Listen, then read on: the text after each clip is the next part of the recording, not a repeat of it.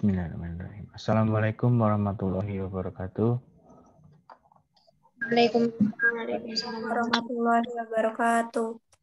Alhamdulillahirabbil alamin. Pada pagi hari ini kita bertemu kembali dalam pertemuan 3 mata kuliah manajemen operasional perbankan syariah. Bagi teman-teman yang masih bersiap-siap, silahkan segera siap-siap. Kemudian kalau sudah siap bisa segera untuk membuka kamera dan kita akan mulai perkuliahan.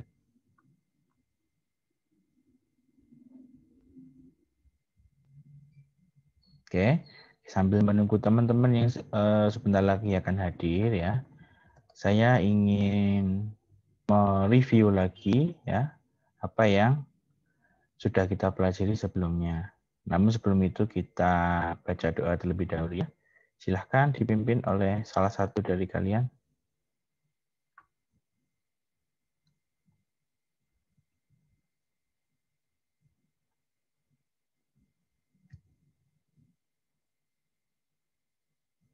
Silahkan.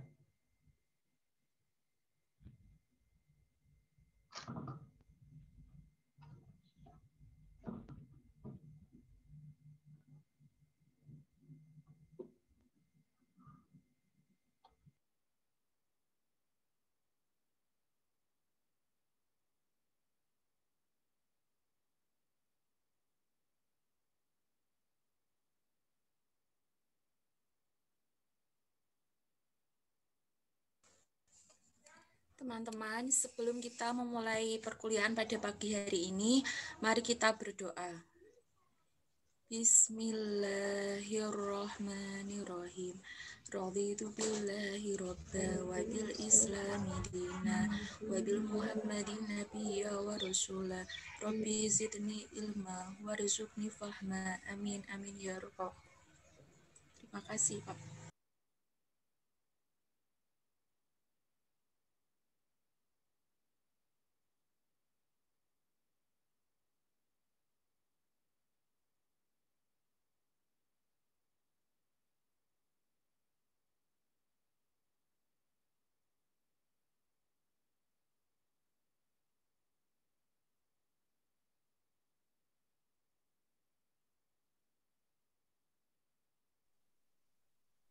Pak, maaf suaranya nggak kedengeran.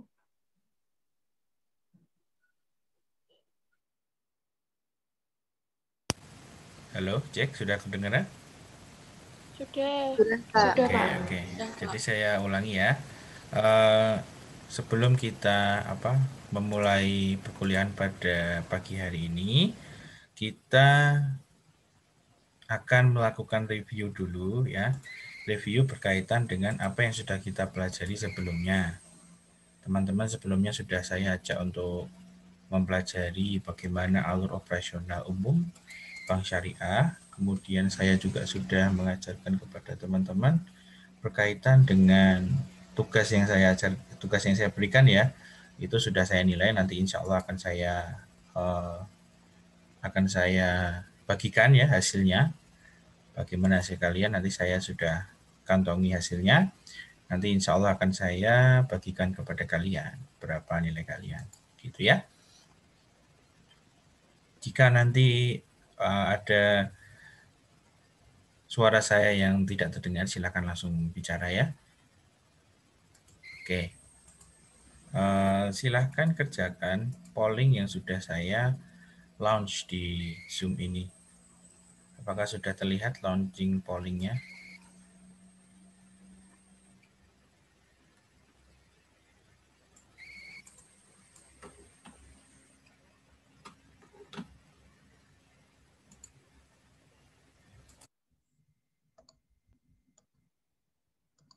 Cek sound. Sudah muncul pollingnya, teman-teman semua? Sudah, Pak. Oke, silakan langsung dikerjakan ya. Sebisanya saja, oke. Sambil menunggu teman-teman lain yang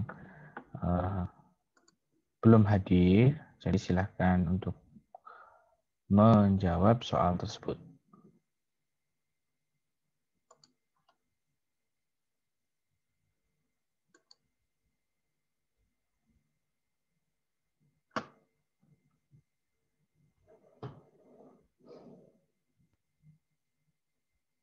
Jangan di closing ya kalau bisa ya, langsung dijawab aja.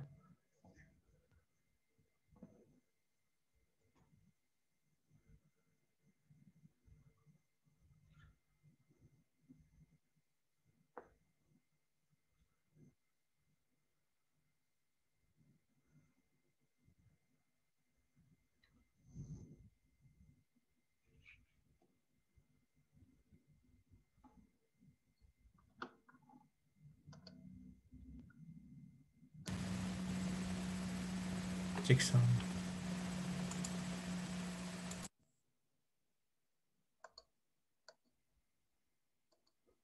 Cek sound, cek.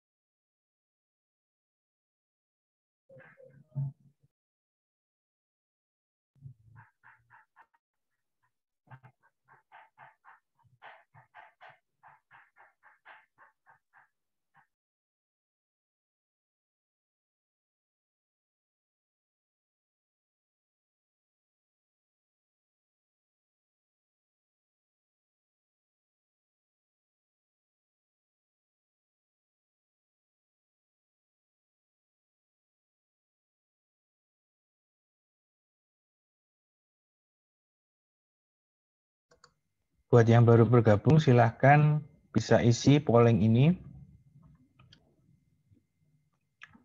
Kerjakan sebisanya saja.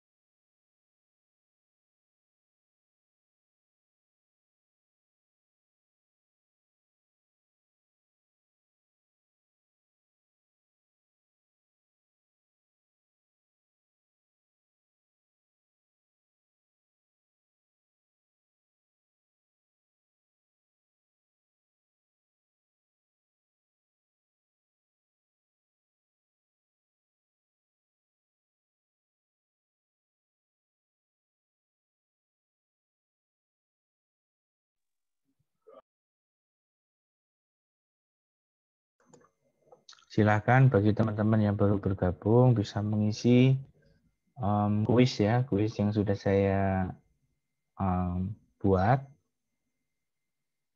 Silakan kerjakan sebisanya saja. Ini untuk mereview apa yang sudah kalian pelajari sebelumnya.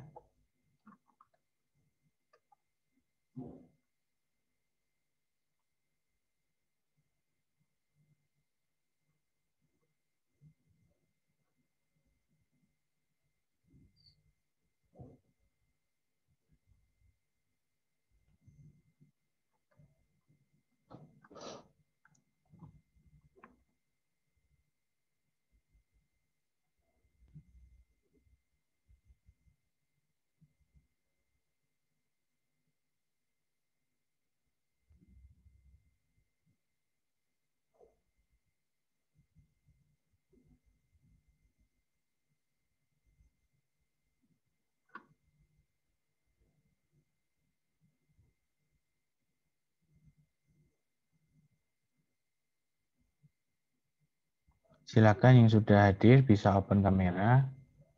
Ya, buat yang sudah hadir silakan open kamera.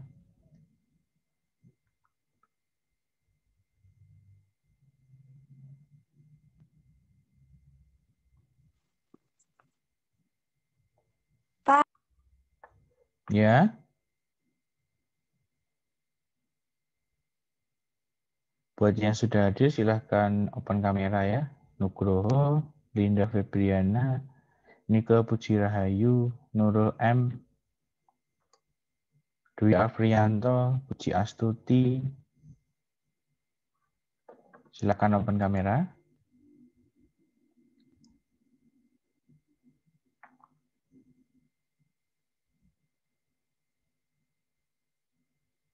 Linda Febriana, Nike Puji Rahayu.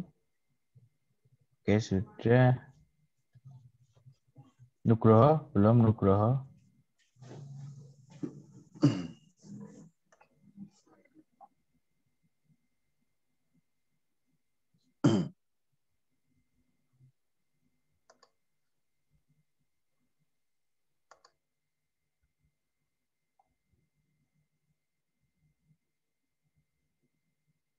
Silakan diisi ya yang belum mengisi.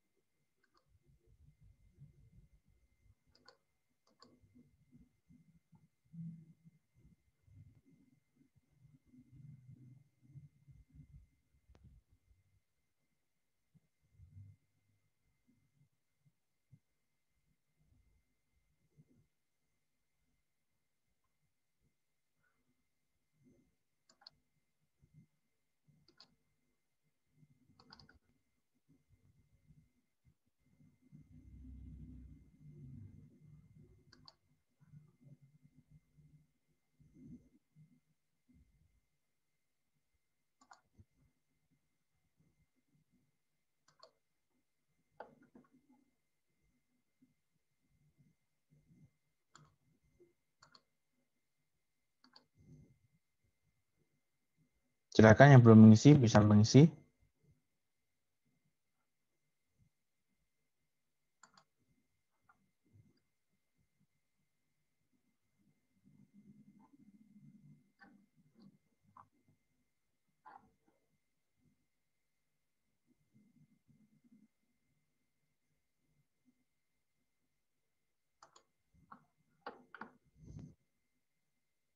Salah satu yang belum mengisi, silahkan. Kalau yang belum, silahkan isi dulu ya. Oke, selesai. Sebentar lagi saya akan share hasilnya. Sebelumnya saya akan absen dulu ya. Oke, jadi yang karena pesertanya ada 35, kita ada 37, tambah saya berarti 38. Maaf, pesertanya ada 36 ya. Pesertanya ada 36, sehingga yang tidak berangkat adalah Noval dan Sela. Sela ini anak 2018 saya nggak tahu, tiba-tiba muncul, belum menghubungi saya, nggak tahu nanti ya. Oke, gitu ya, semua sudah berangkat. Sudah saya absen.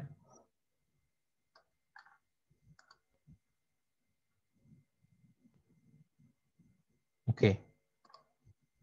Saya akan bagikan hasilnya. Itu hasilnya. Ya, jadi pada hari ini kita sudah mendapatkan hasil bagaimana teman-teman memahami perkuliahan saya. Ya, kita lihat di nomor yang pertama, apa istilah alur operasional bisnis perbankan syariah?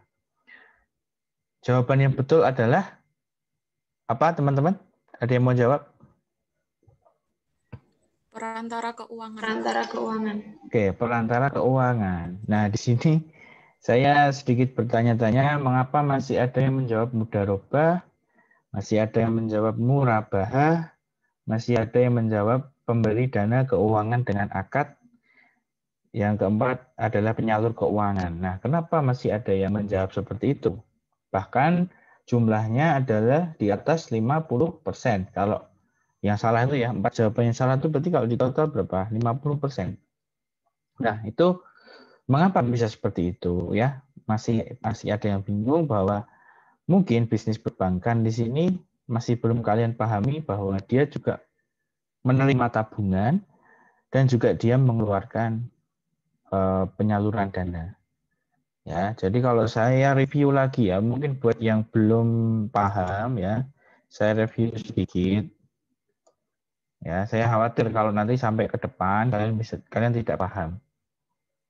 Kan gini, bank syariah, terus kemudian dia keluar dan masuk.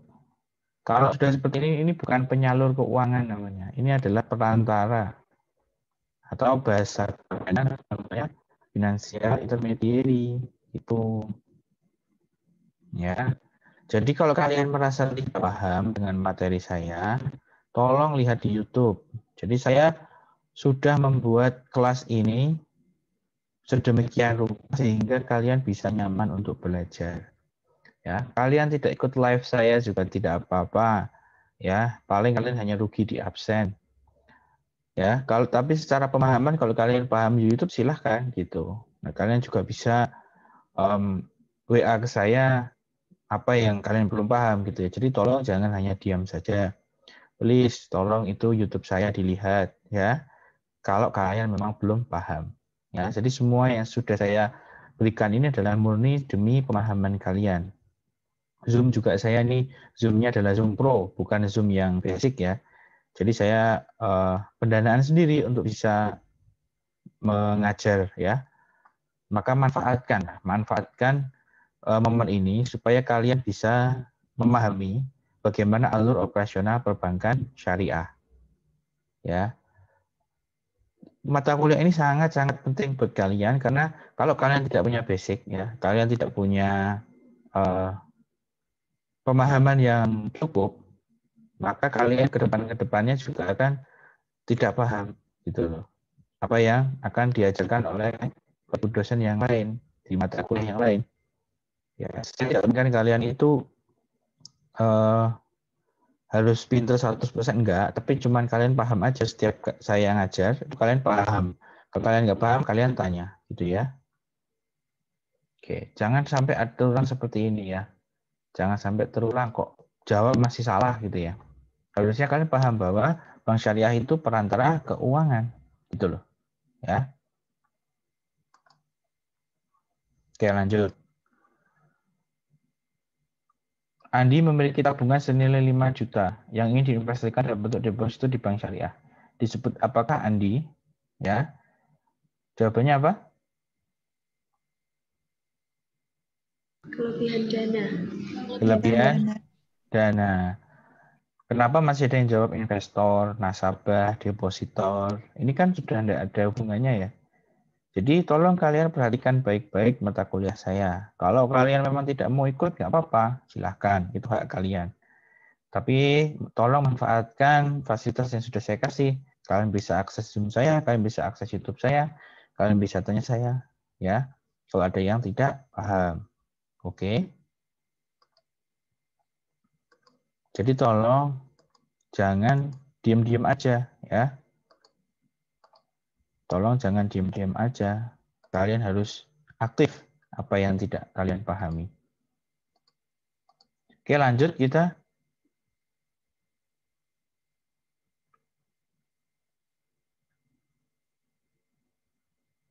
Dita memiliki sebuah usaha penjualan beras. Untuk merenovasi toko, Dita membutuhkan pendanaan sebesar 50 juta. Maka disebut apakah Dita? Jawabannya adalah pihak yang Kekurangan dana. kekurangan dana. Ini cukup banyak ya, cukup banyak yang menjawab betul ya. Tapi masih ada 2 orang yang menjawab salah. Kemudian yang keempat adalah apa yang disebut tingkat pemasukan dana dari aktivitas penyaluran dana yang dicapai oleh bank syariah. Jawabannya adalah profitabilitas. Ya. Jalan-jalan di sini kata kuncinya adalah penyaluran dana. Ya, penyaluran dana. Kalau penyaluran dana berarti kan apapun yang terjadi dengan penyaluran itu berarti bersifat keuntungan. Ya. Kalau kita ke yang kelima, baru kita ngomong aktivitas penghimpunan dana adalah likuiditas. Ya, kan sudah saya pelajari sebelumnya, sudah beli pelajaran bahwa yang namanya likuiditas dan profitabilitas itu seperti ini. Dia ke belakang itu likuiditas. Pokoknya kata kuncinya adalah penyaluran dana. Likuiditas. Penghimpunan ya kalau likuiditas. Kalau ke sini adalah profitabilitas. Udah, hanya itu saja. Artinya kalau profitabilitas, berarti kita ngomongin aset atau pasifa. Aktiva atau pasifa. Kalau di sini. Kalau profitabilitas itu munculnya dari aktiva atau pasifa.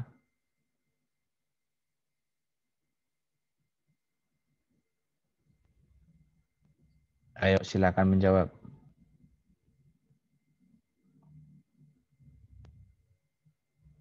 Aktiva atau pasifa di sini di profitabilitas?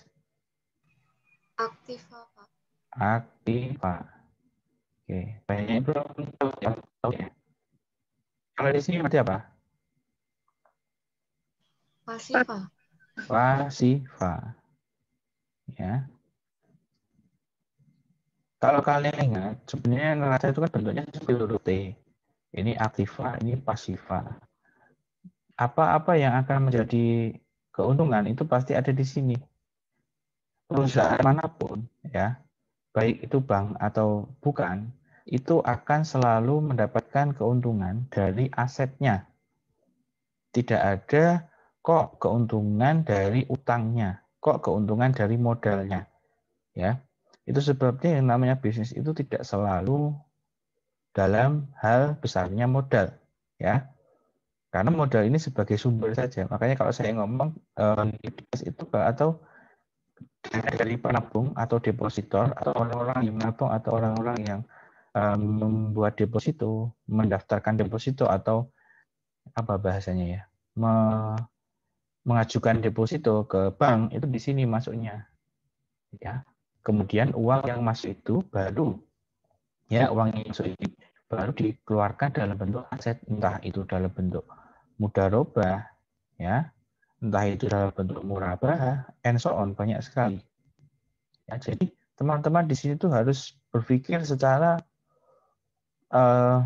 basic dan teratur ya. Artinya kenapa semua itu bisa terjadi karena logikanya pasti terhubung. Jadi bank syariah itu beroperasi pasti secara nalar dan logikanya pasti masuk. Artinya, nasabahnya masuk ke sini uangnya contohnya 1 miliar, kemudian dibelikan apa dulu nih buat bisa jadi aset atau buat bisa jadi keuntungan. Jadi nggak bisa kok uang ini langsung kita belikan sesuatu sehingga untung. Jadi kita harus mengalihkan 1 miliar ini menjadi sebuah aset dulu. Dalam bentuk apa di sini? Mudharabah, murabah, istisna, dan lain sebagainya. Jadi apa aset itu? Kita akan memilih nasabah-nasabah yang kekurangan dana, ya, kekurangan dana, sehingga dia menjadi aset buat kita. Gitu loh, teman-teman. Kan jadi nyambung ya. Jadi tidak perlu dihafalkan pemahaman-pemahaman seperti ini tuh tidak perlu dihafalkan dan tidak perlu kaku untuk mempelajarinya. Ngeflow aja, alirannya seperti itu. Sebenarnya seperti itu saja basicnya bank itu, mau syariah mau enggak. Ya. Jadi kalau ditanya nanti bank syariah itu bagaimana alur operasionalnya atau bagaimana jalan ceritanya, itu kalian bisa cerita banyak seperti ini. Nggak perlu kaku gitu loh, nggak perlu entah itu bahasanya perantara keuangan atau makelar keuangan juga bisa bahasanya. Tapi kalian bisa cerita bahwa operasionalnya seperti ini gitu loh. Masuk di pasifa, keluar di aktiva. Gitu. Silakan ada yang ingin bertanya? Silakan yang belum open kamera ya, Dwi Afrianto, Puji Astuti, terus Linda, mana Linda? Coba mungkin dia error, silakan di restart lagi kalau error. Oke ya, itu kita sekarang masuk ke hasil kalian. Saya akan kirim.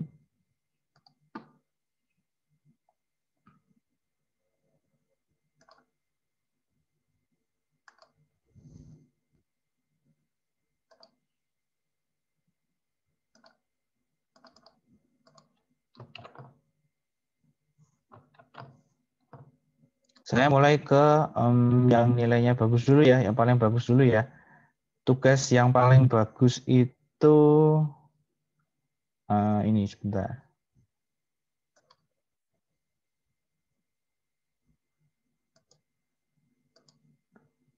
Saya kirim ya.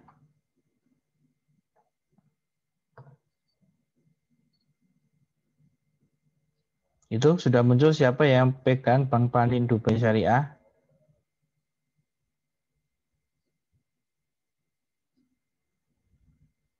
Bisa dibuka filenya?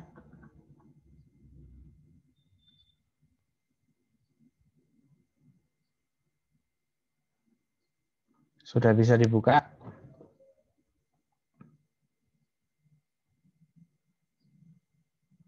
Siapa yang pegang Bank Panin Dubai Syariah?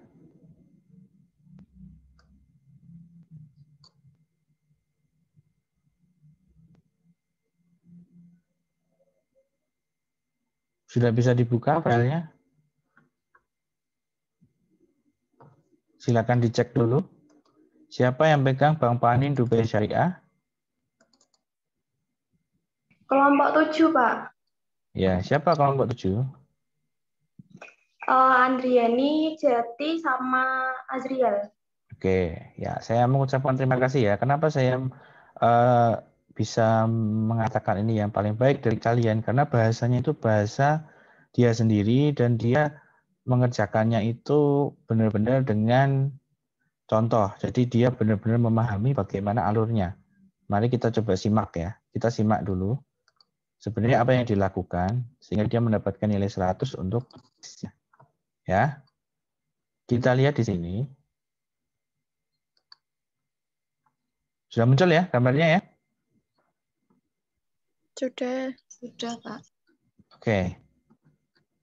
Nah, jadi dia itu menjelaskannya itu tidak kaku. Artinya kan kebanyakan dari kalian bahasanya begini. Aset dari 2018 sampai 19 itu menurun atau naik gitu ya. Saya tidak minta naik atau turun sebenarnya. Ya, bahkan ada juga yang mengerjakan itu semua akun dimasukkan, dideskripsikan seperti itu ya. Saya nggak minta semuanya loh ya. Saya malah nggak ngajari semuanya gitu. Karena kalau semuanya sudah ranahnya adalah akuntansi. Tapi di sini kalian harus paham bagaimana penyaluran dan penghimpunan secara basic bahasa kalian. Saya tuh kan tahu bahasa kalian. Bahasa kalian itu nggak mungkin jauh-jauh dari kata-kata yang mungkin struktur kalimatnya tidak tepat. Nggak apa-apa, nggak masalah. Tapi itu kalian bisa memahami seperti yang dilakukan oleh kelompok 7 ini. Ya, kita lihat, misalnya di sini, dia melakukan yang namanya penjelasan. Jadi misalkan si A sebagai nasabah membutuhkan motor. Ini kan bahasa-bahasa sederhana sebenarnya. Tapi itu menunjukkan bahwa dia paham bahwa oh modelnya seperti itu, oh caranya seperti itu, gitu loh. Ya, ini salah satu contohnya seperti itu. Jadi nanti next ke depan, ketika kalian dapat tugas dari saya, tolong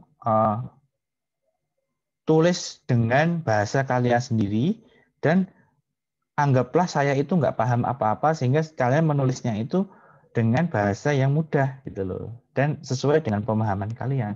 Saya tidak pengen kalian itu terlalu kaku ya. Artinya bahasanya itu kayak misal aset 2018 sampai 19 turun ya. Bahkan ada kelompok yang diksinya itu sama. Diksi itu pemilihan kalimat ya, pemilihan kata dalam kalimat. Itu sama. Kayak contohnya kayak ini. Kelompok 2 dan kelompok 3 itu ada kesamaan di sini. Kita lihat. Nih, kas ini merupakan kas murni yang bisa diambil dengan cepat. Ini bahasanya sama dengan bahasa kelompok 3. Kita lihat.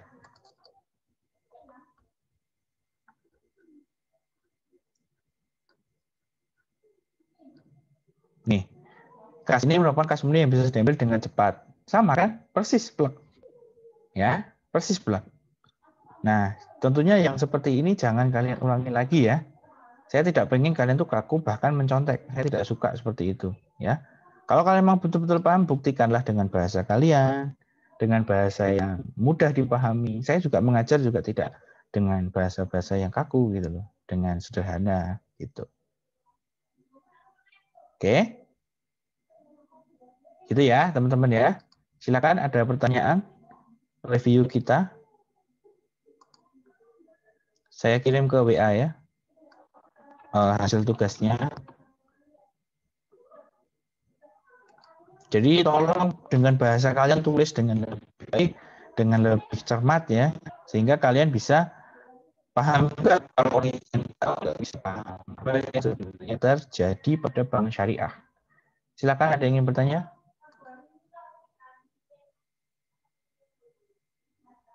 Nanti saya kirim via WA ya untuk yang lain. Ini tugasnya sudah saya masukkan ke Excel sambil teman-teman jika ada pertanyaan ya. Jadi caranya seperti ini, nanti saya menghitung nilai kalian. Saya untuk semester ini mulai transparan ya terhadap nilai.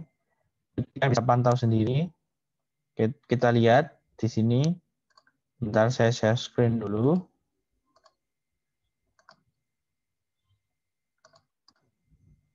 Oke, udah muncul ya. Nah, di sini nilai yang sudah saya dapat adalah nilai tugas. Nah, ini kehadiran sampai 14 ya, sampai 14 pertemuan. Ini absen yang pertemuan 3 belum saya input tadi, tapi sudah saya input di sistem. Nah, kemudian tugasnya, kalau ada 7 tugas, kurang lebih nanti ada 7 ini ya, 7 sub ya. Nah, kemudian UAS-nya, kalian lihat di sini, UAS-nya dan mid-nya itu 2 kali. Artinya yang pertama ini adalah UAS yang asli, yang utama, itu nilainya kisaran 0 sampai 100. Tapi kalau yang kedua, itu adalah remedi. Remedi kalau yang pertama itu jelek, kalian bisa remedi, tapi maksimal nilainya 80 di yang kedua ini. Jadi jangan sampai kalian masuk ke kelompok yang kedua ya nanti. Terus belajar, terus memahami, biar kalian juga bisa menyelesaikan mata kuliah ini dengan baik. Gitu. Terus untuk kriterianya sudah pernah saya jelaskan minggu lalu ya. Kehadiran 20%, tugas 20%, MIT 30, UAS 30. Oke. Ada pertanyaan teman-teman?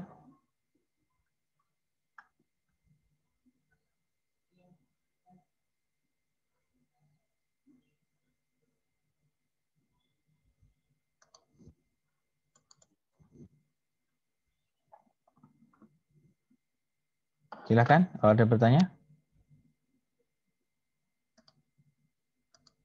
Oke, kalau tidak ada kita lanjut ya. Jadi pada pertemuan hari ini kita akan belajar mengenai aset ya secara lebih mendalam. Ketiga, manajemen operasional aset bank syariah. Kalau saya ngomong operasional, dia lebih dalam ya. Dia lebih spesifik. Nah, oke. Manajemen operasional aset bank syariah.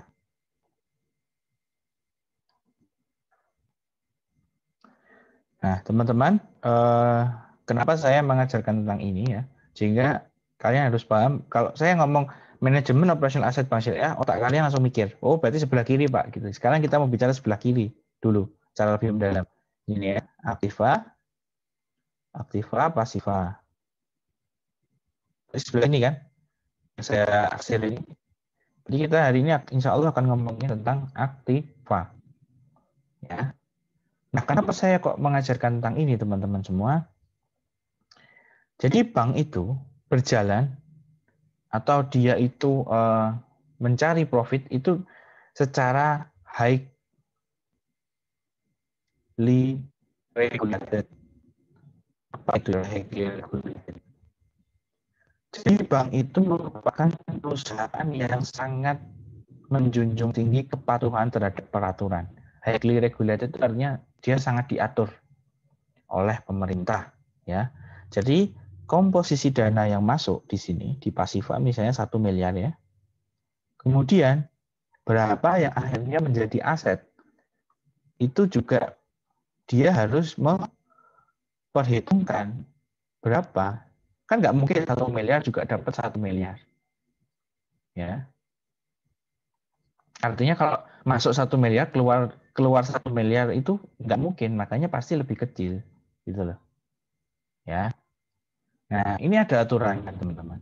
Nah, pada hari ini kita akan membahas bagaimana peraturan bank syariah dari sisi asetnya dulu. Ya, satu-satu karena ini lebih mendalam. Dan kita juga akan melihat bagaimana detail-detail dari setiap apa yang dimiliki oleh bank syariah. Bank syariah itu nek wis duit-duit atau kalau sudah punya uang segepok gitu ya. Ini mau buat apa ini uangnya? Kan gitu sekarang masalahnya. Apa ya hanya dialokasikan untuk mudharabah atau dialokasikan untuk murabah? Kan enggak. Ya, kalian lihat di laporan keuangannya ada namanya apa? Penempatan pada Bank Indonesia. Itu apa, Pak? Kan gitu. Penempatan pada bank lain. Itu apa, Pak? Kenapa kok mesti seperti itu? Nah, itulah namanya peraturan. Jadi yang kalian pahami itu tidak hanya berkaitan dengan murabah dan mudharabah dan istisna dan akad-akadnya lain, tapi bank syariah juga beroperasi untuk menempatkan dananya di Bank Indonesia. Gitu. Dan juga aset-aset lain. Nanti kita coba lihat. Oke. Nah, kita coba lihat ya sekarang ya. Kalian siap-siap. Kalian perhatikan baik-baik. Kita coba lihat ya. Kita coba lihat apa yang akan dikerjakan oleh bank syariah berkaitan dengan aset. Ya.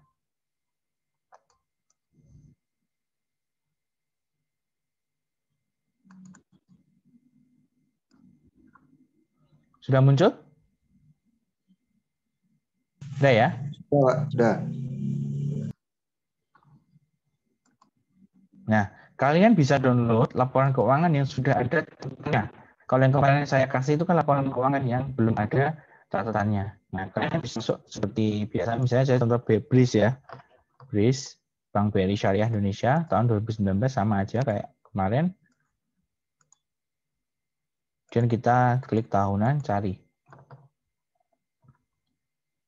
Nah, ada 5 ya, sama kayak kemarin. Kalian download yang bilingual. Nah, bilingual. Kita coba bahas ya. Nah, ini laporan keuangan sama seperti yang sudah kalian download. Hasil-hasilnya seperti yang sudah kita bahas. Nah, sekarang kita mau membongkar setiap akun-akun ini karena berkaitan dengan peraturan bank secara operasional. Saya besarkan dulu sebentar.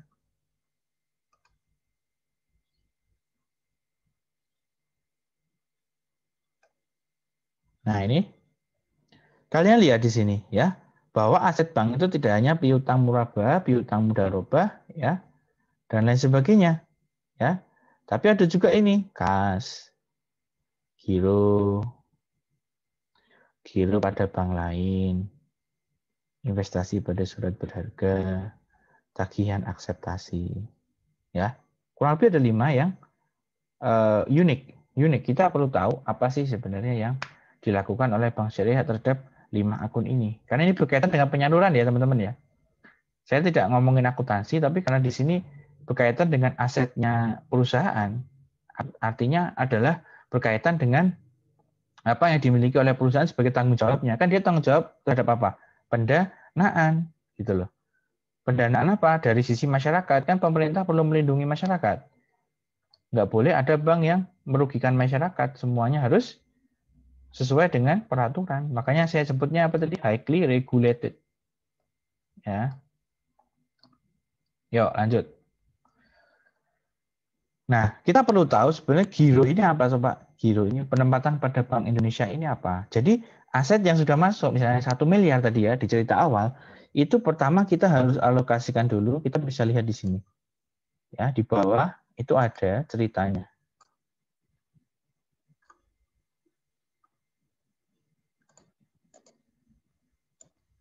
Ini ya.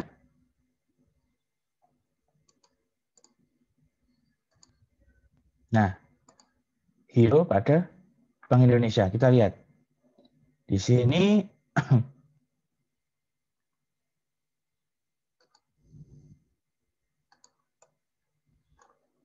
ya.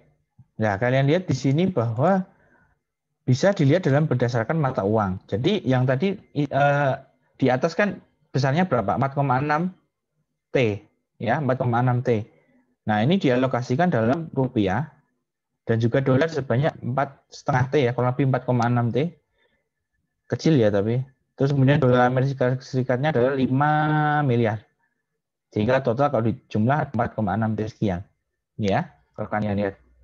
Nah, jadi kalau dia punya uang 1 miliar masuk di Bank Syariah, di BRI Syariah, kemudian dia harus alokasikan ke Bank Indonesia. Dia menempatkan di Bank Indonesia sejumlah uang sebanyak 4,6 T, di mana 4,6 T ini berbentuk rupiah dan dolar Amerika Serikat. Tujuannya buat apa? Tujuannya buat supaya Bank Syariah itu memiliki tingkat keamanan yang tinggi. Kan kalau dipegang sama Bank Indonesia, duitnya kalau misalnya Bank Syariah itu ada apa-apa kan bisa dipakai uangnya, ya nggak? Misal ya, misal Bank Syariah Salatiga ya punya pendanaan 1 miliar. Oke, yang pertama dialokasikan kemana? Oh, uangnya diambil dulu 200 juta dimasukkan ke tabungan di Bank Indonesia atau simpanan di Bank Indonesia. Gitu loh. Ya. Nah, itu disebut dengan giro wajib minimum. Oke. Ya. Giro wajib minimum. Sebentar, saya masuk ke sini. Nah, itu disebut dengan giro wajib minimum. Giro wajib minimum. Namanya giro wajib minimum berarti wajib ini wajib ditempatkan di Bank Indonesia sebanyak berapa? Kalau itu dalam bentuk rupiah itu 1%, 2,5% ya. Itu semua bisa kita lihat di peraturannya di sini. Kita lihat di laporan keuangannya juga ada gitu loh.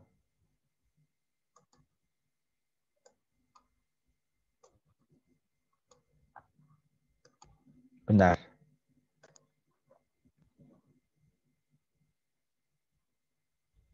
Oh, sorry. Yang ini ya, yang rupiah itu 4,5%. 4,5% dari BK dari uang yang masuk tadi, kemudian dolar adalah 1%. Minimal loh ya, minimal ya, minimal. Ya, minimal. Jadi ini peraturan teman-teman. Makanya saya ngomong highly regulated, sangat diatur ya. Namanya giro wajib minimum, jadi minimum 4,5%. Minimum 1% untuk mata uang dolar. Nah, kita bisa lihat di sini di keterangannya ya, dia sudah berapa persen gitu kan. Yang jadi masalah kan sekarang itu. Nih, kita lihat di sini ya. Dia sudah mengantongi berapa persen teman-teman untuk GWM-nya, giro wajib minimumnya.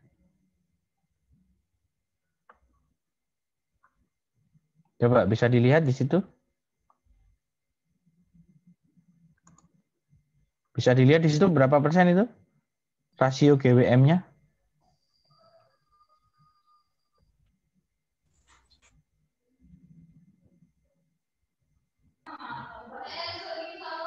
Berapa? 4,54%. 4,54%. Atau dia sudah di atas 1% untuk dolar. Sehingga dia sudah mematuhi yang namanya peraturan Bank Indonesia. Nih peraturannya ada nih. Set. Oke.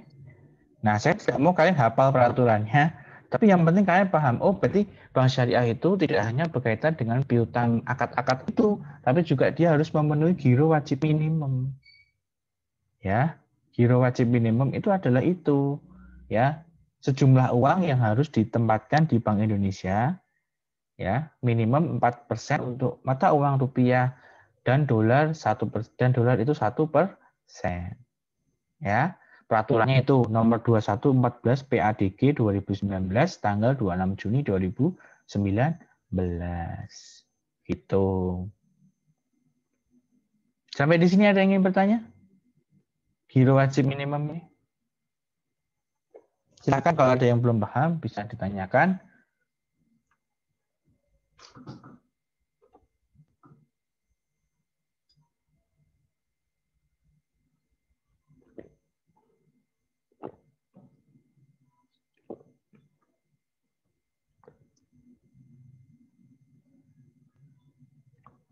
Berlakunya sejak tanggal 1 Juli 2019. Nanti kalau peraturannya baru lagi ya bisa juga berbeda lagi. Jadi kalian tahu ya jalan ceritanya ya.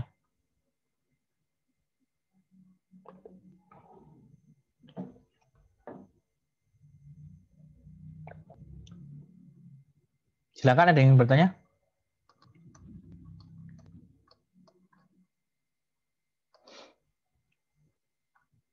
Oke, kita lanjut ya. Kemudian yang kedua ya, berkaitan dengan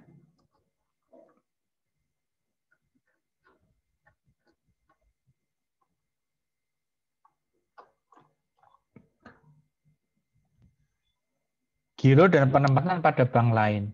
Ya, apa itu, Pak? Mari kita lihat bersama. Ini ya. Giro dan penempatan pada bank lain. Kok ada giro dan penempatan pada Bank Indonesia dan ada giro dan penempatan pada bank lain? Ya. Nah, kita coba lihat di CALK-nya.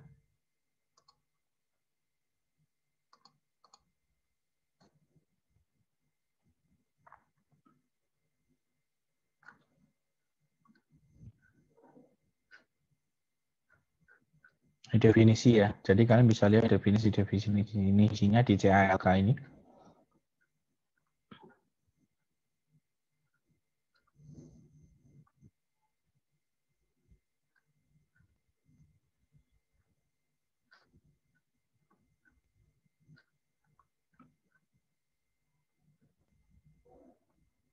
Oke.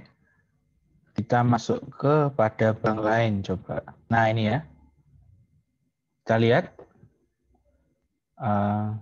Di sini ada pihak ketiga ya. Terus kemudian ini dalam rupiah mata uang ya, dalam mata uang itu segini 2 miliar ya. Karena dia dalam juta 2 miliar, ininya 4,7 miliar. Ini yang ini. Dan dia juga ini ya dalam bentuk Arab Saudi Rial ya. Jadi gini nalarnya, dia di Bank Indonesia itu bisa dalam bentuk rupiah dan dolar, tapi dia juga nanam di bank lain. Coba kita lihat ada nggak dia nanamnya di bank apa coba.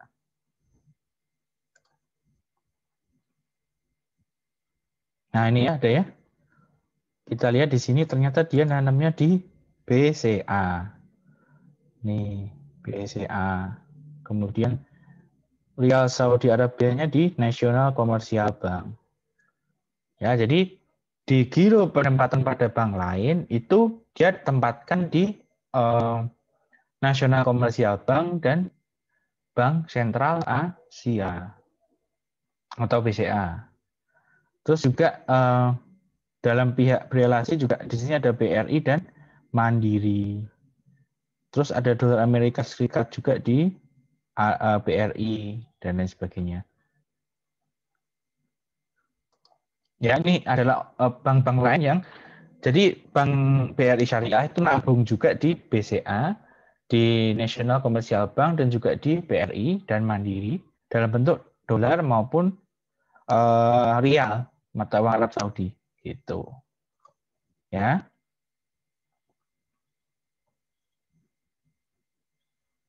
Ada yang ingin ditanyakan?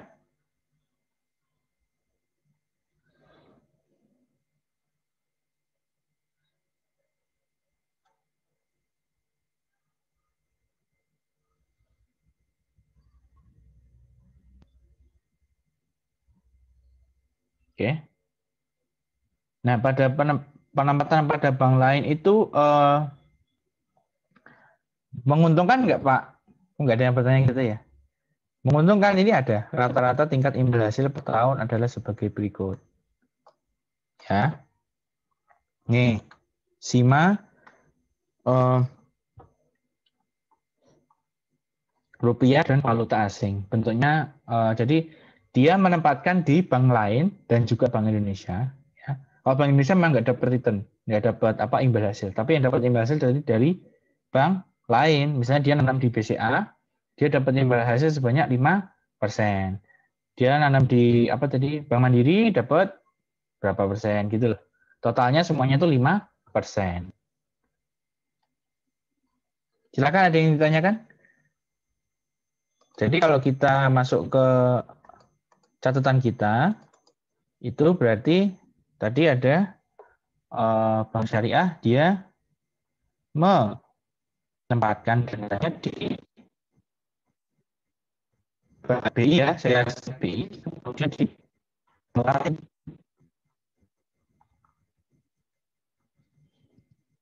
Ya, kalau BI tadi pakai peraturan namanya GWM, giro wajib minimum, dan yang bank lain adalah di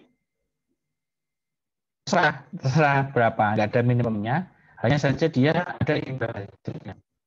Imbal hasilnya. Ini untuk mengamankan uang mereka sehingga nggak rugi. Kan piutang mudharabah itu resikonya tinggi. Kenapa resikonya tinggi? Ya karena kita berurusan dengan usaha. Usaha itu kan resikonya lebih tinggi daripada jual beli. Kalau jual beli kan udah jelas gitu loh barangnya apa. Makanya kemarin di cerita saya di minggu lalu kan murabah itu asetnya sampai 13T ya. Tapi kalau yang mudharabah ternyata cuma berapa? 4T ya, sekitar 4T atau 2T kalau nggak salah. Jauh di bawah itu pokoknya. Oke ya, paham ya teman-teman semua ya. Silakan kalau ada pertanyaan. Jadi ditempatkan ke sana. Nanti kalau saya tanya ya, sebuah bank syariah mengapa harus menempatkan di Bank Indonesia, menempatkan di bank lain, kan harus tahu ya. Soal-soalnya nanti akan seperti itu.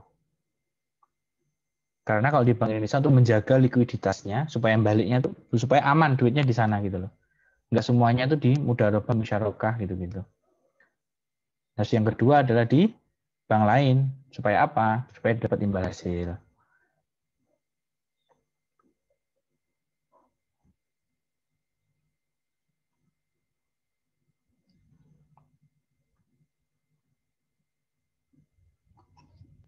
Oke, lanjut ya.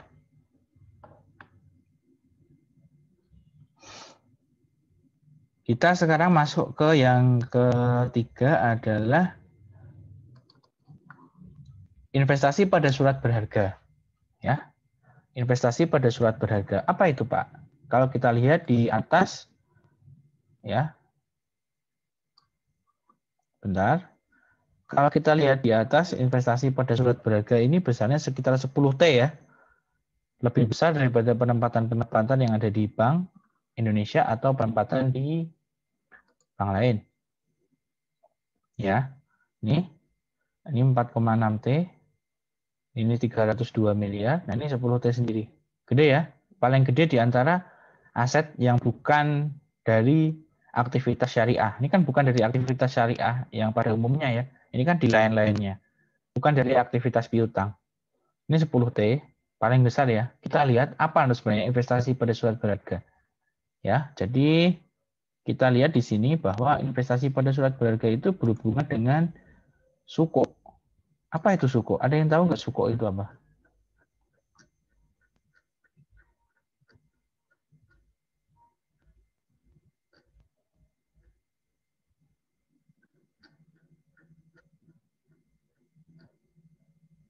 Ada yang tahu suku itu apa?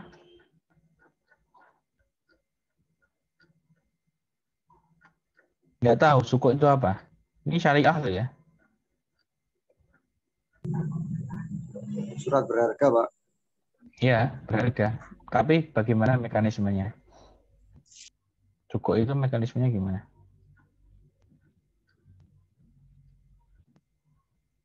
Kan kalau saya ngajari kalian kan nggak mungkin saya bilang suku itu surat berharga gitu aja kan nggak toh. Ceritanya gimana kok ono suku itu gimana? Jalan cerita itu yang paling penting. Kalau jalan cerita itu bisa bikin kalian paham. Jadi bukan terlalu kaku ya. Nah, adalah kan gitu nggak gitu. Tapi kalian harus tahu ceritanya itu bagaimana toh, kan gitu. Ya, jadi suku itu sebenarnya adalah lawan atau mungkin saudara kembarnya obligasi kalau kalian pernah dengar ya. Jadi suku itu bukan lawan, Ding. Bukan lawan tapi saudaranya. Dia sama sebenarnya. Ya, suku itu sebenarnya temannya obligasi. Ya. Hanya saja si obligasi ini pakainya bunga. Ya, terus si suku ini pakainya bagi hasil. Ya. Yuk, saya masuk ke ini ya, ke jalan ceritanya ya. Jadi misalnya gini, Bank Syariah, jalan ceritanya, Bank Syariah itu memiliki uang 1 miliar. Terus misalnya di sini ada PT XYZ ya. Dan itu akan menginvestasikan dia butuh uang ya, butuh uang sebanyak apa ya? Misalnya 20 juta gitu aja nih, yang kecil lah. 20 juta gitu aja ya, ini kecil nih. Nah terus si XYZ itu kan nggak punya uang, pengen dapat uang, dia akhirnya mengeluarkan yang namanya obligasi atau suku. Ya kita ke obligasi dulu ya, nanti saya berikan perbedaannya. Nah obligasi ini berarti si XYZ ini mau mendapatkan uang dari orang lain atas obligasinya. Jadi obligasi itu bentuknya surat teman-teman, surat utang. Tolong aku dipinjemin dong uang sebanyak 20 juta. Ternyata yang berminat siapa? Bank Syariah ini. Oh iya, oke, aku ada nih. Aku berminat pada perusahaanmu. Set 20 juta masuk ke sini. Oke. Bunganya 10% ya setiap tahun. Terus tak bayar tiap tahun, berarti dicicil misalnya ini durasinya misalnya 10 tahun. Durasi utangnya 10 tahun sehingga nanti si Bank Syariah akan menerima bunganya 10% per tahun, berarti berapa? Sekitar 2 juta ya. 2 juta per tahun ya. Dari tahun pertama 2 sampai tahun ke-10. Dia mendapat 2 juta plus dengan pokoknya. Pokoknya berapa berarti? 2 juta juga kan? Oke, jadi dia total menerima uang 4 juta selama dia memegang obligasi tersebut. Ada yang ingin bertanya?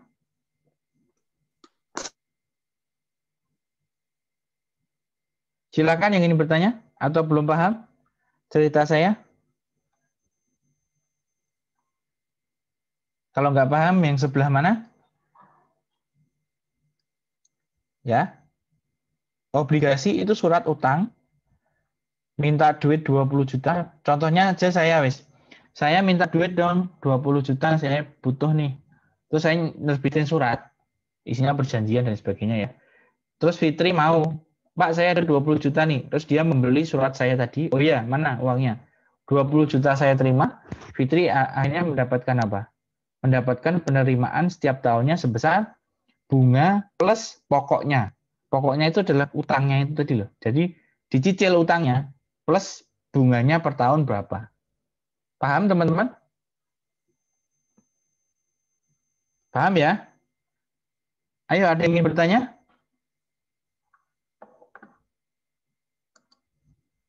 Pak, izin bertanya. Silakan. Apakah bunga obligasi itu selalu sama, Pak, atau beda? Bunga obligasi selalu berbeda tiap aturan, tergantung Bank Indonesia. Ya. Ya. Lagi? Ada yang lain lagi? Itu obligasi ya, obligasi pada umumnya ya. Kayaknya dulu saya pernah ngajari deh obligasi deh. Di manajemen keuangan kan pernah saya ngajari itu ngitungnya juga. Lupa mesti ya, udah lama. Udah 10 tahun yang lalu. Nah, kalau misalkan obligasi kayak gitu, berarti sekarang suko. Suko itu sama kayak obligasi, tapi modelnya adalah bagi hasil. Bukan bunga. Misalnya di sini 20 juta, bagi hasilnya misalnya 60-40 ya. Nah, si Bang tadi, bukan PT XYZ, pokoknya plus keuntungan dari usahanya sebesar berapa bagi hasilnya dan bagi hasilnya ini 60-40. Nah, gitu ya. Jadi nggak bunga, tapi keuntungan usahanya dibagi. Ya, sebesar 60%, 40%. Ada yang ingin ditanyakan? Suku ini?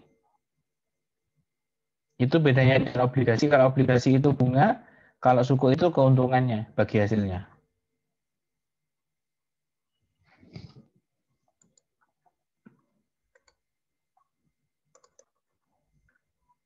Ini ya, bisa kalian lihat di sini. Sukunya namanya BI ya, suku BI sekian-sekian 7 hari, 14 hari, 28 hari. Ini bagi hasilnya sekian per tahun. Terus ini tanggal jatuh tempo, ya kalian nggak usah tahu detail ya nggak apa-apa. Yang penting kalian tahu konsepnya, ceritanya. Jadi ceritanya ternyata dari Bank Syariah tadi ke mana? Bank Indonesia dulu. Terus habis itu ke mana? Bank lain. Ya, terus habis itu ke mana? Suku atau investasi pada surat berharga. IB, surat berharga. Gitu ya. Jadi udah 3 yang kita pelajari tadi.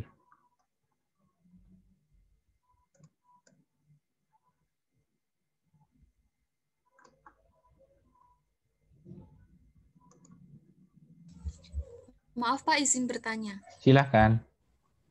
Untuk yang suku itu kan tadi apa bagi hasil itu 60% sama 40%. Ya. Nah, itu tuh juga tahun. Setahun. Biasanya loh ya. Tapi kan beda-beda. Tadi ternyata di kenyataan 5%. Itu kan contoh aja, contoh saya aja. Oh, terima kasih. Ya. Kegedean kalau 60% kayaknya. Aslinya 5%. Ya. Nggak akan jauh-jauh dari bunga obligasi. Nah ini ya. Ada juga PT Pegadaian, PT Angkasa Pura, PT Global Mediacom, itu semua perusahaan biasa ya. Perusahaan biasa, kemudian dia punya suku.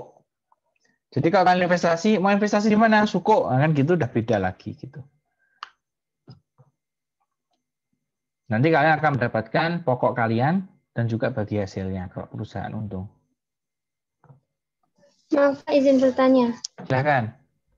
Kalau yang suku itu juga apa? Juga tahunan kayak yang obligasi, Kak. Kalau obligasi Ya, tahun biasanya pertama. tahunan biasanya. Oh, makasih, Pak. Oke. Silakan, ini pertanyaannya. Jadi paham ya sekarang ya? Penyalurannya itu nggak hanya di akad-akad itu, tapi di giro pada Bank Indonesia, giro pada bank lain, atau penempatan atau tabungan, terserah kalian nyebutnya apa.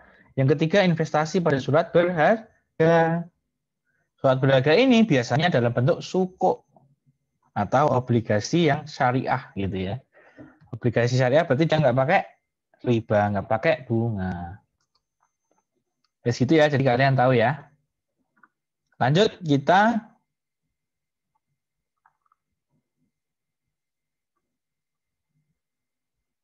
tagihan dan liabilitas akseptasi. Ya, apa itu tagihan dan liabilitas akseptasi? Kita lihat di atas dulu. Balik lagi ke atas. Ini ya, tagihan akseptasi. Sebanyak 1,1381 berarti 1 miliar ya, sekitar 1 miliar. Tagihan akseptasi ya. Ini yang kelima ya, tadi yang pertama kas, dua giro pada Bank Indonesia, giro pada bank lain, investasi pada surat berharga dan tagihan akseptasi. Oke. Apa itu? Kita coba lihat.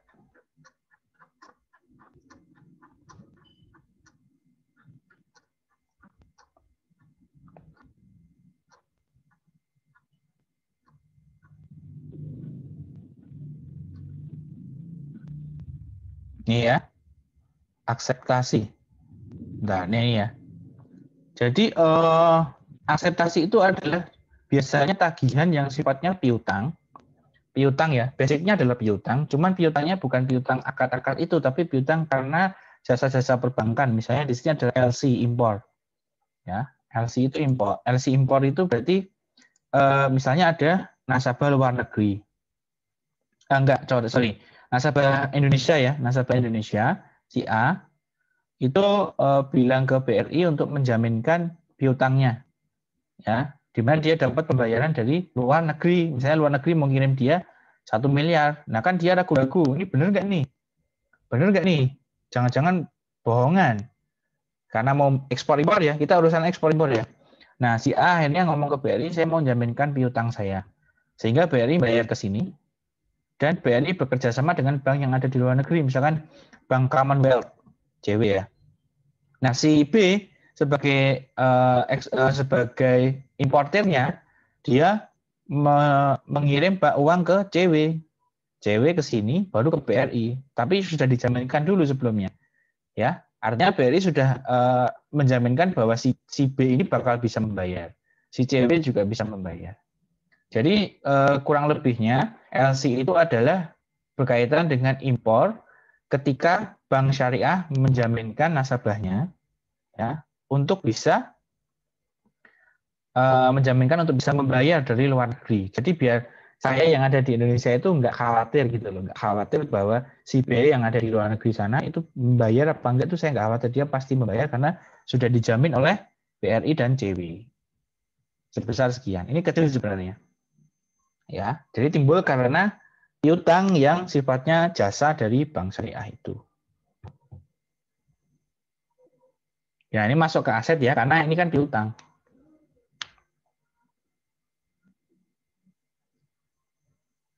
Silakan, ada yang ingin ditanyakan?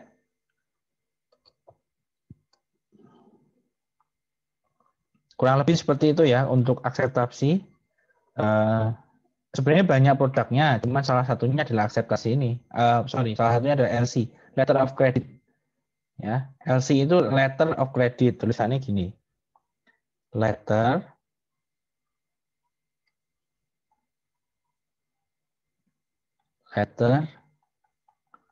of Credit.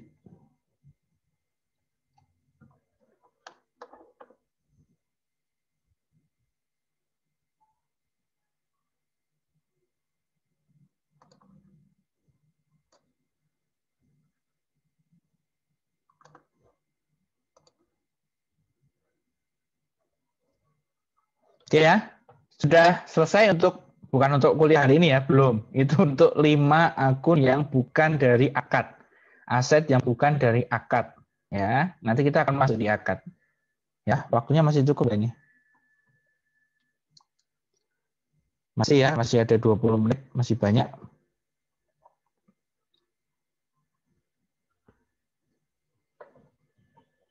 Ya, itu 5 yang sudah saya ajarkan tadi, 5 pos ya. Jadi pengeluaran dari Bank Syariah apa aja tadi? Pertama, giro pada Bank Indonesia. Giro pada dan penempatan bank lain. Ya. Investasi pada surat berharga. Ya, terus? Akseptasi. Ya. Kasih. Oke. Terus yang pertama tadi kas ya. Saya review dulu. Ya, selain piutang-piutang, tadi kita di sisi penyaluran berarti ada yang namanya atau aset ya, di sisi aset adalah berarti si uangnya tadi disalurkan ke BI giro. Yang bermaksud ya, kas dulu. Ada di dompet atau di ATM-nya Bank BRI Syariah. Kemudian di sini lain. Kemudian ada investasi surat berharga, karena ini adalah bank syariah. Kemudian yang terakhir adalah piutang akseptasi tagihan akseptasi. Piutang akseptasi. Oke. Nah, sekarang kita masuk ke yang aset akad ya. Aset akad itu bagaimana mengelolanya, Pak? Ya.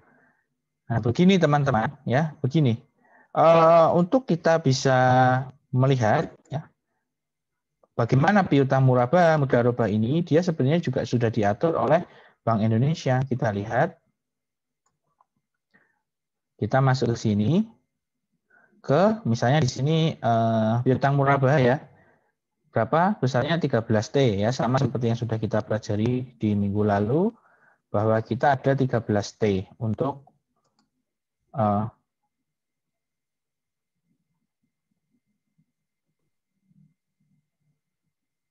ya 13T ya. 13T. 13,2T kurang lebih ya. Kita lihat coba bagaimana pengelolaannya. Karena di sini ternyata kalau kita lihat ada peraturan yang mengatakan bahwa bank itu harus mengelola aset piutang murabahnya. Ya.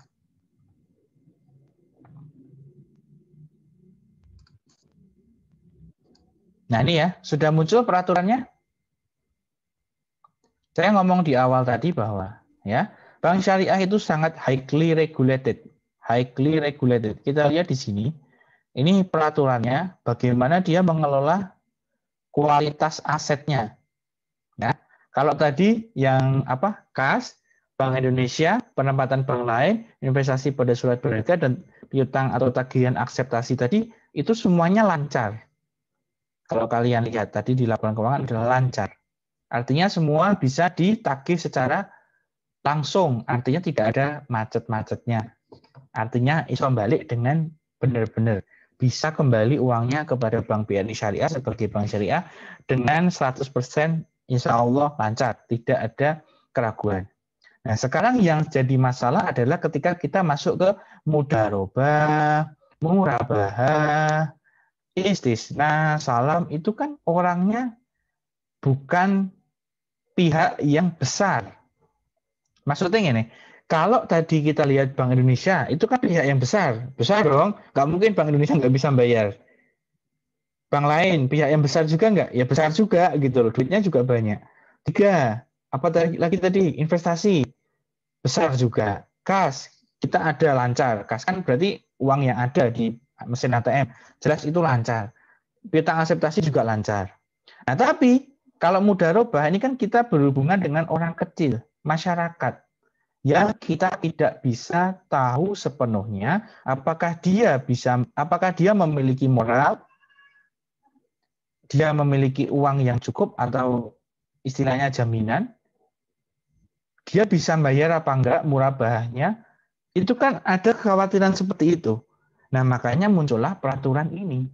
Ya, muncullah peraturan ini supaya apa? mengelompokkan aset dari bank syariah tadi apakah sudah bisa sesuai dengan kaidah-kaidah. Artinya yang lancar itu berapa, yang tidak lancar berapa, dan lain sebagainya. Nanti kita lihat aturannya bagaimana. Ya, kan kita nggak bisa tahu masyarakat ini benar-benar bisa mengembalikan uangnya apa enggak. Atau saya sebut kondisi ini disebut dengan asymmetric information. Asymmetric information. Tidak seimbangnya informasi. Kita sebagai bank syariah mungkin ngerti ya, ngerti dia berdasarkan dari apa? Hanya dari mata kan? Ya, hanya dari mata, hanya dari physically apa yang dia punya. Tapi moralnya kan kita nggak tahu. Kayak kalian kalau milih calon pasangan, apa yang kalian pilih? Kalian tuh memilih calon suami atau istri itu berdasarkan apa? Kan pasti berdasarkan mata kalian, rasa kalian. Tapi apakah kalian mengerti sebenarnya dia tuh orangnya bagaimana?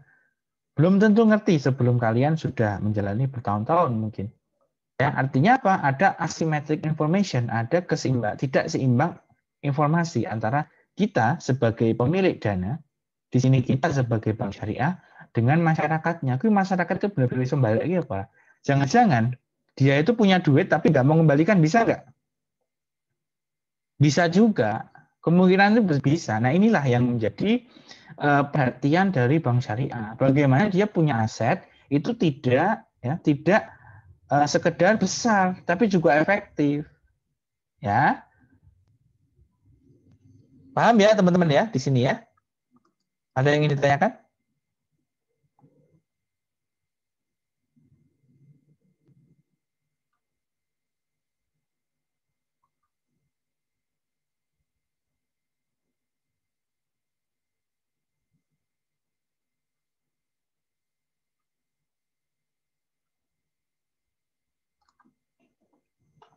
Lanjut ya kita. Nah, kita langsung aja karena ini panjang peraturannya. Kalian langsung saya masukkan ke yang kita bahas ya hari ini ya. Nah, ini ya, mulai dari sini ya. Kalian perhatikan baik-baik, semua perhatikan baik-baik ya, semua perhatikan baik-baik. Ya, ini penting sekali. Ya. Penilaian atas kualitas aset produktif dalam bentuk pembiayaan dilakukan berdasarkan faktor-faktor sebagai berikut. Nah, jadi kalau ada nasabah itu yang dinilai apa sih Pak kan gitu, biar kita nggak rugi, nggak beresiko gitu. Yang pertama adalah prospek usaha, yang kedua adalah kinerja nasabah dan kemampuan membayarnya. 3 ini yang menjadi peraturan OJK di sini ya selaku regulator untuk menilai apakah aset pembiayaan ini sudah bagus atau tidak. Ya, bagaimana prospek usahanya dinilai, kinerjanya bagaimana, dan kemampuan membayarnya bagaimana. 3 faktor ini. Prospek usaha, kinerja nasabah atau performance nasabah, dan kemampuan membayarnya. Ya, ini nanti akan turun lagi ke dalam beberapa subpoin lagi. Ya, ini poin utamanya ini ya. Kemudian dijelaskan di bawah di ayat 1 ya kita lihat. Nih, prospek usaha itu subnya apa aja? Ini ada potensi pertumbuhan usaha, kondisi pasar dan posisi nasabah dalam persaingan, kualitas manajemen dan permasalahan tenaga kerja, dukungan dari grup atau afiliasi dan upaya yang dilakukan nasabah dalam rangka memelihara lingkungan hidup. 5. Ya. Nggak usah dihafalin ya, ini nanti kan ada rekamannya, bisa dilihat di YouTube. Ya, saya cepat aja ya. Terus kemudian yang kedua, berkaitan dengan kinerja nasabah, itu perolehan laba, struktur permodalan, arus kas, sensitivitas terhadap risiko pasar. Nah, kalau ini lebih ke laporan keuangannya ya, teman-teman ya. Laporan keuangannya. Terus yang C, yang poin yang kemampuan membayar, itu nanti di indikatornya adalah ketepatan pembayaran pokok dan margin, ketersediaan dan keakuratan informasi keuangan nasabah. Nggak usah dicatat ya, nanti bisa dilihat di YouTube. Kelengkapan dokumen pembiayaan, kepatuhan terhadap perjanjian pembiayaan, kesesuaian penggunaan dana, dan kewajaran sumber pembayaran kewajiban.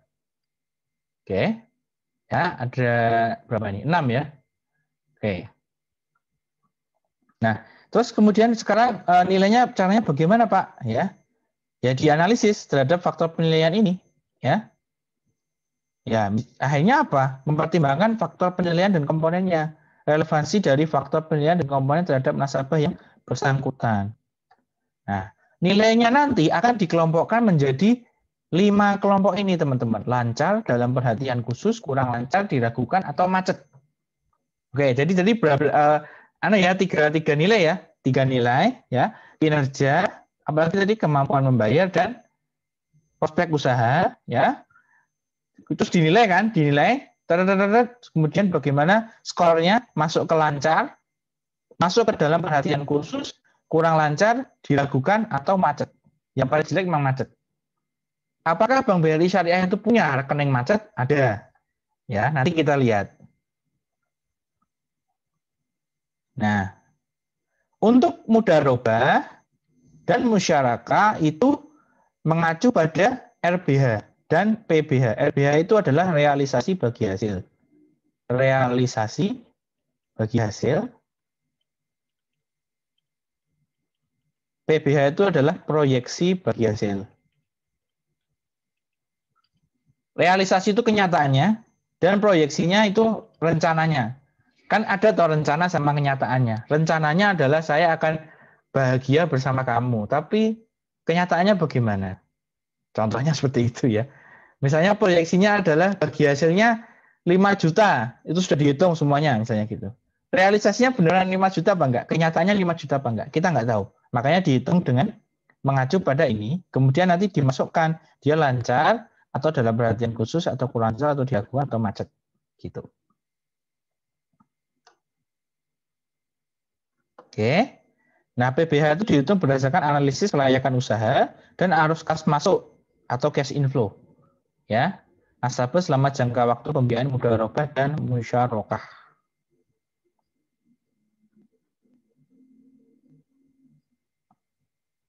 Ya. Nah, nanti kalian bisa baca sendiri. Ini ya, peraturannya. Ada yang ingin ditanyakan, teman-teman? Nah, ini penempatan pada Bank Indonesia juga diatur di peraturan ini. Ya. Silakan, ada yang ingin ditanyakan?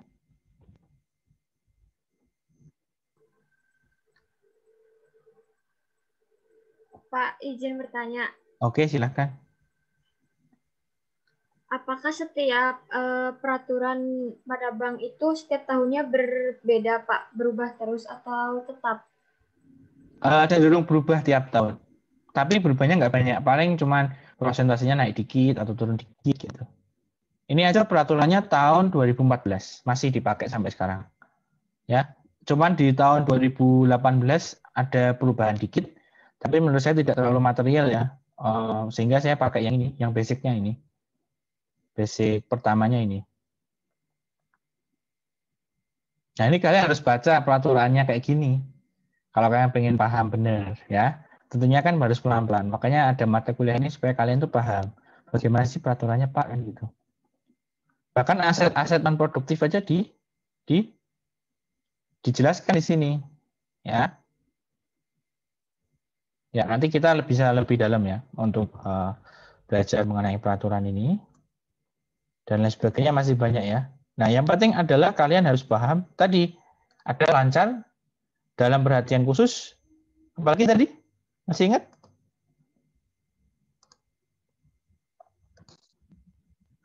Ya itu pokoknya apaan gitu. Ya, kita coba praktek ke Bank BRI Syariah ya.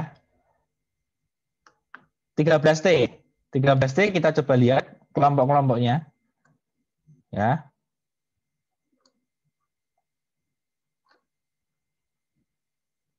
13T teman-teman. Bagaimana kelompoknya?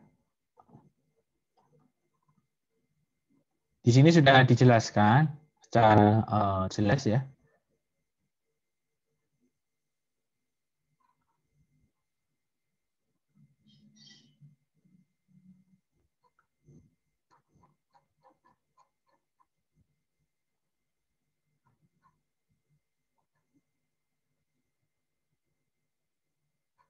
Benar ya. Tunggu dulu. Saya cari yang dari awal ya. Piutang yang dari awal berarti dari murabahah. Murabahah. Ini ya, dari sini ya. Oke, kita ketemu ya. Nih, ini namanya berdasarkan kolektibilitas ya. Kolektibilitasnya sebesar 13T ya, 13T. Sorry. Ini ya, 13T. Terus, nih, saya nggak bohong ya, match ya. Ngeling sama peraturan tadi ya, berarti Bank BRI Syariah sudah mengungkapkan dengan baik. Ada lancar, dalam perhatian khusus, kurang lancar, diragukan, dan macet. Yang macet ada 671 miliar. Banyak ya teman-teman ya. Jadi murabahah 13T itu, yang 600M-nya itu macet teman-teman. Ya, sedangkan yang lancar itu 12 triliun. Memang lebih besar ya, masuk di lancar. Dalam perhatian khususnya ada 665 ya. Kurang lancar ya, diragukan. Nanti kita coba lihat kalau lancar itu piye ngitungnya ya. Dia nunggak sekali atau nunggak berapa hari itu masuk ke dalam perhatian khusus, masuk ke kurang lancar, diragukan dan sebagainya. Nanti kita lihat ada peraturannya ya. Tapi karena udah jam segini ya kita masuk ke sini dulu aja. Secara umumnya dulu. Terus ada cadangan kerugian ya? Ada. Nanti kita juga akan menghitung bagaimana cadangan kerugian bank syariah. Terus lanjut ya. Yang lainnya juga sama, semuanya dikasih lancar dalam perhatian khusus. Nah, bahkan ini kita lihat. Ini apa ini? Ini istisna ya, teman-teman ya. Ini istisna. Murabahah, kemudian oh, ini sewa, sorry, ijarah ya. Ini ijarah. Bentar, saya kasih ya. Ini ijarah. Sewa ya, ijarah. Bahkan ijarahnya nggak ada yang lancar, coba. Nih, strip loh, nggak ada yang lancar. Ada yang paling gede malah apa? Macet semua. Ijarahnya macet semua. Ijarahnya macet. Ya. Makanya kemarin saya ngitung ya secara kasar di kelas ini atau di kelas lainnya ya bahwa BPR Syariah itu lebih menguntungkan daripada BRI Syariah ini. Di kelas ini ya. Enggak ya. Jadi profitabilitasnya Bank BPR Syariah kemarin yang Arta apa itu loh? Arta Semarang itu loh. Lupa saya. Arta apa itu? Namanya itu dihitungan dia tuh kurang lebih labanya tuh 1 miliar. 1 miliar sekian laba bersihnya. Kalau dibandingin BRI Syariah secara kasar, ya besar ini, dia 67 miliar. Tapi asetnya, pendanaannya itu lebih besar Bank Syariah. Jadi kalau dihitung profitabilitasnya, itu lebih profit yang BPR Syariah. Dari segi apa? Pendanaan yang sudah dikeluarkan. Nah, itulah yang menjadi permasalahan Bank Syariah. Makanya saya di awal ngomong bahwa profitabilitas itu penting. Jadi tidak hanya besarnya uang yang dikelola oleh Bank Syariah, tapi juga kelancarannya. Balik nggak duitnya? Kalau kayak gini kan, ini 15 miliar loh, macet loh. Main-main loh, 15 miliar loh teman-teman. Ini uang besar. Mungkin bagi kita besar, mungkin bagi dia kecil ya. Tapi kan nggak ada lancarnya sama sekali di sini. Oke, kalian bisa lihat. Semuanya sudah jelas ada di sini. Sudah diceritakan semuanya di sini. Gitu. Oke ya.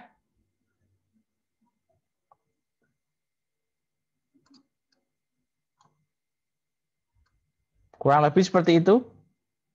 Ada pertanyaan teman-teman?